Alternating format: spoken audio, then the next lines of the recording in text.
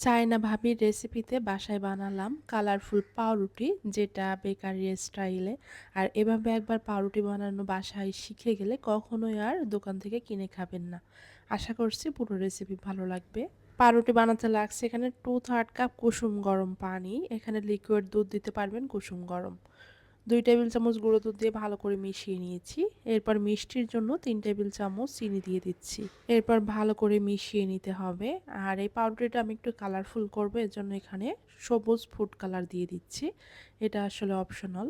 East দিয়ে দিচ্ছি 1/2 table চামচ পরিমাণে, স্বাদ মতো লবণ দিয়ে এখন ভালো করে মিশিয়ে নিব। আর 1 টেবিল চামচ তেল দিয়ে দিচ্ছি, এটা হচ্ছে রান্নার সয়াবিন তেল। এরপর ভালো মতো মিশিয়ে নিয়েছি। পাউরুটি বানাতে লাগবে ময়দা, আটা দিয়ে কিন্তু হবে না। তো এখানে ময়দা দিয়ে দিচ্ছি 1.25 কাপ পরিমাণে। আর এই ময়দাটা অল্প অল্প করে মেশালেই ভালো হবে, কারণ কম বেশি লাগতে পারে।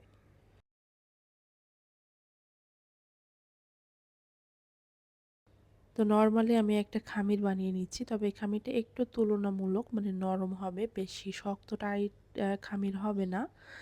এরপর সামান্য একটু তেল লাগিয়ে হাত দিয়ে ভালো করে মেখে নিতে হবে। প্রায় 5 থেকে 7 মিনিট মেখে নিয়ে এরপরে এটা আমি গোল শেপ দিয়ে ঢেকে রেখে দিব যতক্ষণ না পর্যন্ত ফুলে ডাবল হবে। আমি যে ফুড কালারটা দিয়েছি এটা আসলে টেস্ট কিন্তু বাড়াবে না, শুধুমাত্র কালারটাই পরিবর্তন হবে, এর জন্য দিয়েছি। ফুলে ডাবল হয়ে গিয়েছে। আর এরপরে কিন্তু আমি ঢাকনাটা সরিয়ে ভিতরে বাতাসটা বের করে আবারও হাত দিয়ে ভালো করে মথে নিয়েছি। এরপরে বড় কোনো পাত্রে রেখে বেলে নিতে হবে একটু পাতলা করে। যত বেশি পাতলা করে বেলবেন ততই কিন্তু সুন্দর হবে। এরপরে এই যে রোল করে নিচ্ছি। রোলটা কিন্তু অবশ্যই টাইট করেই করে নিতে হবে। এরপরে কিন্তু ভালো করে ছিল করে দিতে হবে, তা না হলে বেক করার সময় এটা আবার খুলে যেতে পারে। তো ভালো মতো ছিল করে দিচ্ছি। এখন যে পাত্রে বেক করব সেই পাত্রে নিয়ে নিচ্ছি। এরপর ঢেকে রেখে দিব 10 মিনিটের জন্য। আর এই 10 মিনিটে কিন্তু এটা আবারও ফুলে যাবে। ইলেকট্রিক ওভেন 10 মিনিট প্রিহিট করে নিয়েছি। এখন এর মাঝে আমি হচ্ছে এই পাউরুটির পাত্রটা বসিয়ে দিব 30 মিনিটের জন্য।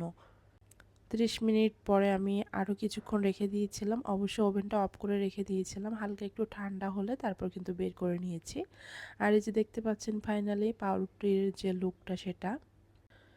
চাইলে আপনারা গ্যাসের চুলা কেক যেভাবে বেক করে ঠিক ওই প্রসেসেই পাউরুটিও বেক করে নিতে পারবেন।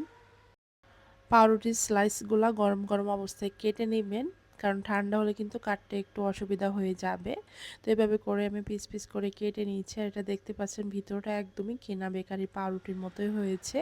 আর এটা অনেক বেশি নরম ছিল, আমি একটু ছিঁড়েও দেখাচ্ছি। আশা করছি রেসিপি ভালো লেগেছে। সবাই ভালো থাকবেন।